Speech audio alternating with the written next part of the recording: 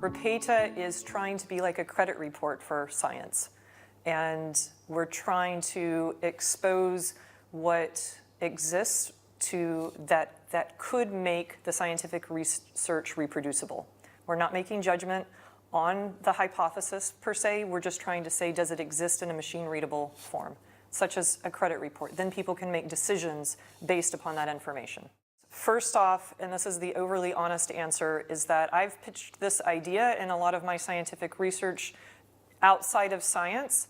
And as a woman, this was the first time that I was not interrupted when I was presenting my work, which was quite nice. We had a base prototype that was a standalone tool that we could get working on our environment, but it really couldn't scale to others. It really moved us from that into a demo application. It gives you a small amount of money that moves you to another point. The other thing, though, that it really does is it ties you into a fantastic network.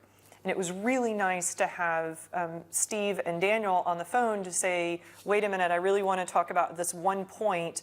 Don't not do this, because this is really important in what you're doing. And so I think that saved us quite a bit from going down a wrong path. Digital science is founded by scientists, people who understand science and then who understand the business side. And that's very important, because you get people on the business side who really don't understand science, and it's hard to pitch your idea to. On the other hand, when you've been in the scientific academic world for so long, you don't understand some of the business side. And I've been learning quite a bit. I mean, I knew some, but I've been learning more from this relationship. The problem in the market right now is that most tools use grammar rules to check the writing. And the problem with grammar rules is that they don't always apply. So the use of the comma is, for example, very difficult to assess just with grammar rules, or the language usage is also very difficult. So, for example, you as a native speaker, you say high mountains and tall trees, and you just use those two compounds naturally. But for a non-native speaker, this is not natural, and there is no other software that will give you this type of feedback. And that's exactly what Rifle does. Rifle uses these large language databases to tell you which collocations are most common. And that also improves the workflow of scientists, because they don't need to know this in advance. We will tell them.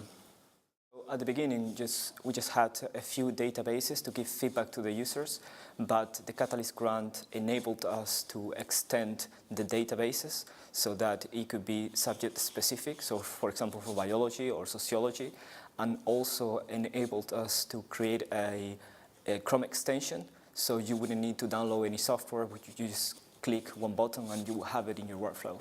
This was a large process where they gave us a lot of feedback on, how the tool, as it was at the very beginning, which wasn't too focused on researchers, could actually be used for researchers. And they guide us through the process of narrowing basically the tool for that purpose, and also got us in touch with key people that helped us in getting more data and parsing the data and be useful also for them.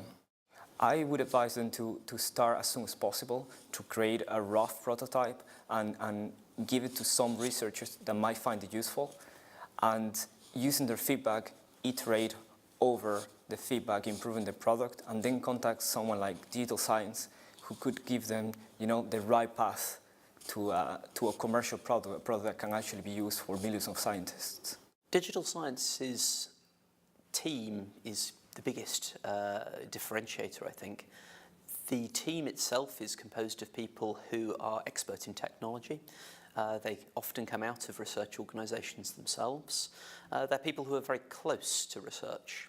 And I think that that shared community with researchers and with research organisations is something that really differentiates digital science. We, I think, understand the problems that researchers, research organisations, funders, people who are involved in that ecosystem, we understand what they go through. And I think our tools are then better positioned to be able to really make a difference to the people we want to support.